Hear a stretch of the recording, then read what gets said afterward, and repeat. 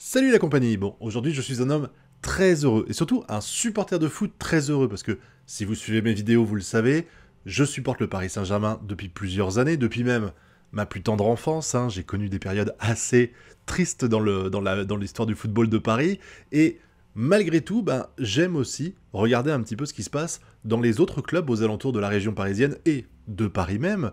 Et ce qui fait que depuis plusieurs années déjà, je m'intéresse à ce que fait le Paris Football Club, club qui est en Ligue 2 depuis plusieurs années, et c'est vrai que c'est assez frustrant de les voir parce que en général, ils vacillent un petit peu entre les premières places, ils finissent souvent entre la troisième et la cinquième, donc ils font les matchs de barrage pour passer en Ligue 1, et à chaque fois ils se font rétamer la gueule.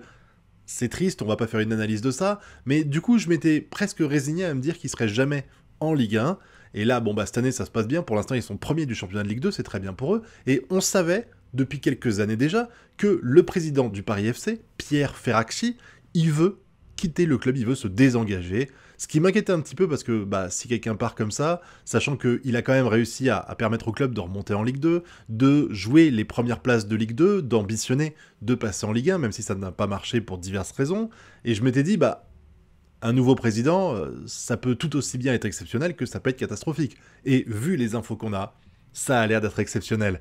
Ça a l'air d'être exceptionnel parce que qui aurait imaginé ça? La famille Arnaud, qui pèse 200 milliards, je crois que c'est la deuxième fortune personnelle la plus grande au monde, c'est pas n'importe quoi, et ils ont décidé de s'intéresser au Paris Football Club avec l'aide de Red Bull, et ils vont, à 99%, racheter le club.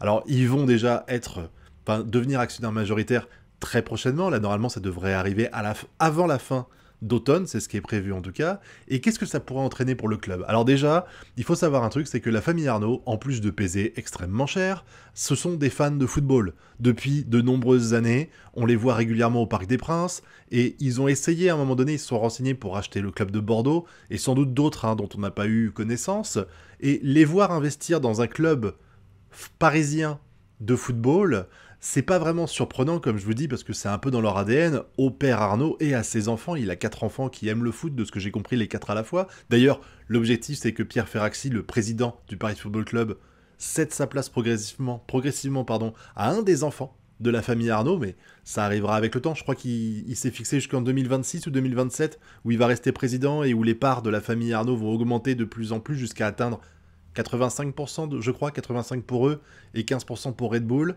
Et qu'est-ce que ça pourrait entraîner pour le club? Alors déjà, il faut savoir que ils ont décidé, à mon avis, je peux pas vous le garantir, ça c'est de la spéculation, mais je pense que s'ils ont décidé de se mettre, c'est la première fois qu'ils rentrent dans le milieu du football, ils ont fait de la Formule 1 je crois, mais c'est la première fois qu'ils rentrent dans le milieu du football, et ils ont décidé de se mettre en partenariat avec Red Bull. Red Bull qui a déjà 2 clubs. Ils ont Leipzig et un autre, j'ai oublié le nom, je suis désolé, je m'en rappellerai plus. Évidemment, quand on fait une vidéo, on oublie ce qu'on avait noté avant. Et ils ont surtout nommé Jürgen Klopp comme directeur technique du pôle Red Bull de football, donc des clubs qu'ils possèdent. Alors là, ils ne posséderaient pas, évidemment, le Paris FC, mais ça leur met un pied à l'étrier dans le club et ça leur permet, en fait, à mon avis, de faire du consulting pour aider le club à se former, à grandir, donner des conseils, etc.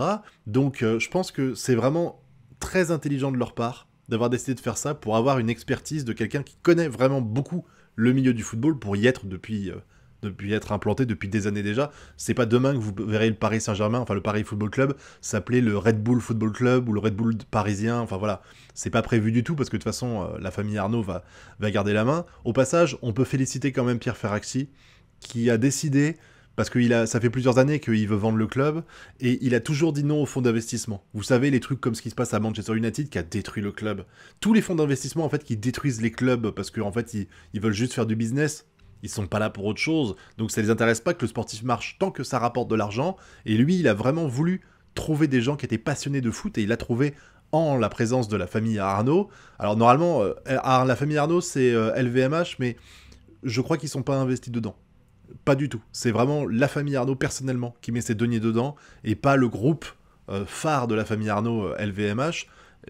Par contre, c'est clair qu'il y a des chances quand même qu'on voit le logo Red Bull bientôt sur le maillot du Paris Football Club, mais ça veut dire aussi que normalement, s'ils décident de dépenser un petit peu d'argent, on devrait voir le budget du Paris Football Club exploser. Parce que le risque, en général, quand on arrive à monter en Ligue 1, s'ils y arrivent un jour, c'est de faire le yo-yo entre les deux ou de redescendre et de galérer à remonter, parce que maintenant, il n'y a que 2 places qualificatives directes. C'est plus dur que 3, mine de rien. Et de ce qu'on a compris, alors pour info, alors non, on va le faire dans l'autre ordre. Ils auraient prévu d'injecter, en arrivant, 200 millions d'euros, et ensuite d'avoir, parce qu'il faut l'investissement de base pour se préparer et s'armer pour la Ligue 1, et ensuite d'avoir un budget annuel de minimum 100 millions d'euros, ok? Donc, pour vous donner une petite ordre d'idée, le budget de cette année du Paris Football Club, c'est 23 millions. Donc ça veut dire qu'on ferait quasiment 9 fois plus dès l'hiver, dès le mercato d'hiver. Enfin, je sais pas s'ils achèteraient au mercato d'hiver, mais en tout cas, ils arriveraient en injectant 200 millions, donc en multipliant par 9 le budget du club du Paris Football Club, en passant de 23 millions à 223 millions, à peu près, hein. C'est exceptionnel. Pour vous donner une petite idée, 200 millions d'euros, c'est le 4e budget de Ligue 1 cette année, et c'est Monaco. Voilà, ça vous met un peu, à peu près. Non, c'était 2023-2024, j'ai pas le budget de cette année, mais l'an dernier, Monaco, c'était 205 millions, c'était le 4e budget de Ligue 1, et s'ils décident d'investir au moins 100 millions par saison, comme ils ont dit, c'est le budget du 7e de France, de Ligue 1, et c'est le LOSC. Voilà. À titre de comparaison, Clermont, c'est 22 millions l'an dernier. Voilà, ça vous montre un petit peu les ambitions, parce que ils sont pas là, je pense pas qu'ils soient là pour faire du fric à la base, mais j'ai vraiment le sentiment qu'en fait, ils veulent rentrer de façon sérieuse, intelligente et durable dans le milieu du football, et de faire de l'équipe du Paris Football Club le 2e club de la capitale, voire même le premier, qui sait. Moi, honnêtement, je juge pas, hein. Alors je sais que ça va faire bizarre parce que il y a toujours des rivalités en général dans les derbys. Quand tu parles à un Lensois de Lille, ça se passe mal en général. Pareil pour un Marseillais avec Nice. J'ai jamais compris en fait, parce que pour moi c'est la même région, j'avoue. Alors je peux comprendre qu'il y a une sorte de suprématie régionale à indiquer, mais j'ai cru comprendre que le Paris Football Club et le Paris Saint-Germain avaient jamais eu de rivalité. D'ailleurs avant c'était le même club. Ils sont scindés en deux. J'avoue que je me rappelle plus les raisons. Dans les années 70, il y a eu une division des deux. Ils se sont jamais rencontrés, je crois, en compétition Ligue 1, division en classement, en groupe, quoi, parce que l'année où le Paris Saint-Germain est monté en Ligue 1, c'est l'année où le Paris Football Club est descendu en Ligue 2. De mémoire, hein, je me trompe peut-être. Donc il n'y a pas cette rivalité qui existe entre le Paris Saint-Germain et le Red Star, pour une raison que j'ignore aussi. Si vous l'avez, je veux bien la savoir en commentaire, mais je sais pas pourquoi les deux clubs se détestent. Mais du coup, j'ai l'impression qu'on peut très bien apprécier le Paris Saint-Germain et apprécier le Paris Football Club, ou alors je serais un ovni dans ce monde. J'ai déjà parlé à plusieurs reprises sur cette chaîne du Paris Football Club, mais vraiment là, t'as une ambition qui est là, et qui est non seulement, alors on parle pas de gagner la C1 avec eux, mais d'arriver en Ligue 1, et de pouvoir jouer les compétitions européennes. Ils ont même parlé à un moment donné, il y a eu une petite phrase comme ça, genre oh là là, ce serait cool de voir un jour le Paris Football Club contre le Real Madrid. C'est pas balancé comme ça, tu vois. Ça montre un petit peu l'objectif du club. Surtout que maintenant, on a 4 clubs en Ligue des Champions, donc ça ouvre plus de perspectives encore pour y accéder. Donc, pourquoi pas? Croisons les doigts. En tout cas, de ce qu'on a compris, la famille Arnaud, elle veut faire un petit peu l'inverse de ce qui est fait par le Paris Saint-Germain. C'est-à-dire que eux, ils savent qu'il y a un pool de quasiment 20 millions d'habitants en Île-de-France et dans la région à proximité, et je pense que c'est là-dessus qu'ils veulent taper. Chose que le Paris Saint-Germain veut faire depuis des années, vous savez, ils veulent le nouveau Messi du Paris, de la proche banlieue parisienne, et ils l'ont jamais eu, soyons clairs, ils l'ont jamais eu. Et c'est vrai que un club comme le Paris FC, ça pourrait trop marcher. Parce que comme je l'ai dit, t'as 20 millions de personnes qui habitent dans le coin. Sur les 20 millions, t'as quand même plus de chances d'avoir un joueur local, genre, Bondy pour Mbappé, mais Bondy, Lagny-sur-Marne, Saint-Denis, Meaux, tout ce que vous voulez dans le coin là, t'as quand même beaucoup plus de chances que ces joueurs-là soient attirés par le fait de jouer au Paris Football Club, surtout si ça devient un des clubs, un des bons clubs du top 5 français, que au Paris Saint-Germain, parce qu'au Paris Saint-Germain, il y a une concurrence internationale qui est dure, et c'est normal.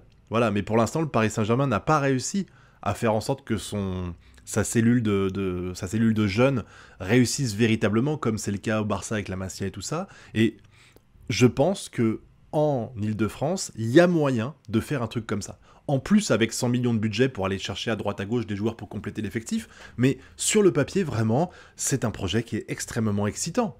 Moi, je suis trop heureux, franchement, de voir ça. Alors après, ça pourra pas se passer dans le stade Charletti, parce qu'actuellement, ils sont au stade Charletti, qui est déjà, pour moi, un peu limite pour la Ligue 2. Euh, En Ligue 1, ça va être compliqué. Alors l'an prochain, visiblement, s'ils accèdent à la Ligue 1, c'est plus ou moins prévu qu'ils soient dans le stade français, vous savez, enfin, qui est à côté du Parc des Princes, j'ai oublié le nom, je suis désolé, dans lequel joue le stade français de rugby, quoi.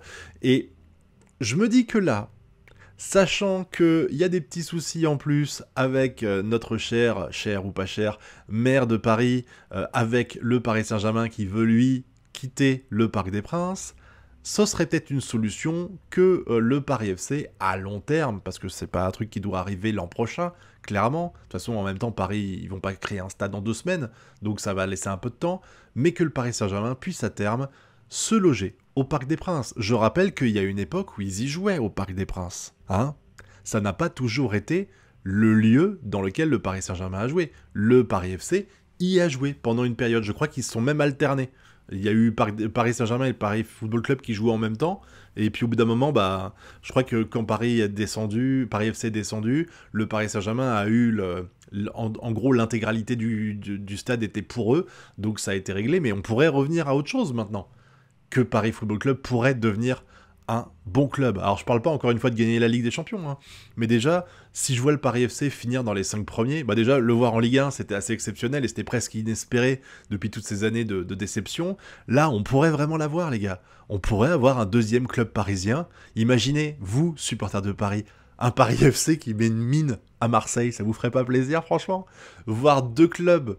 Alors là, j'hypothétise, c'est juste pour le fun, hein. Mais imaginez que Marseille se mange des branlées chaque année, et par le Paris Saint-Germain, et par le Paris FC. Qu'on voit le Paris FC qui finit devant l'OM, pardon. Déjà que c'était marrant l'an dernier de voir tous les Marseillais qui gueulaient sur l'OL en se foutant de leur gueule parce qu'ils étaient derniers du classement, et qu'ils ont fini devant eux à la fin de la saison. Franchement, ça vous ferait pas rêver, ça? Ça vous ferait pas rêver? Voilà, ça m'intéresse de savoir si vous vous êtes emballé par ce plan, en fait, qui a été fait pour le Paris Football Club, et si vous êtes capable de supporter les deux, ou si vous êtes là, non, il n'y aura qu'un club à France, il n'y a qu'un club que je veux supporter, c'est le Paris Saint-Germain, et c'est tout. Voilà. Je sais qu'il y a beaucoup de supporters du Paris Saint-Germain, avec le rachat de QSI, avec les problèmes qu'il y a eu avec le plan Le Prou, à l'époque, pour les plus vieux d'entre vous, et même avec la politique qui a été faite par le PSG ces dernières années. Je sais qu'il y en a beaucoup qui ont essayé de retrouver un petit peu leurs racines, les racines du football, du coin, etc. et qui ont préféré rejoindre le Paris FC et quitter le bling-bling du PSG. D'ailleurs, si c'est ça, dites-le en commentaire, je serais curieux de le savoir. Je pense qu'il n'y en a pas beaucoup, mais il y en a quelques-uns. Je sais qu'il y a un club de supporters qui a été dissous du PSG et qui a rejoint le PFC. Peut-être qu'eux, ils devraient peut-être avoir une sorte de haine avec le PSG, je sais pas, on verra ça. Mais en tout cas, je suis curieux de savoir ce que vous pensez de cette annonce-là. Hein, donc dites-le moi dans la zone commentaire, et puis vous connaissez la chanson, le pouce bleu, l'abonnement et le partage. Quant à nous, on se retrouve bientôt pour de prochaines vidéos. Tchuss!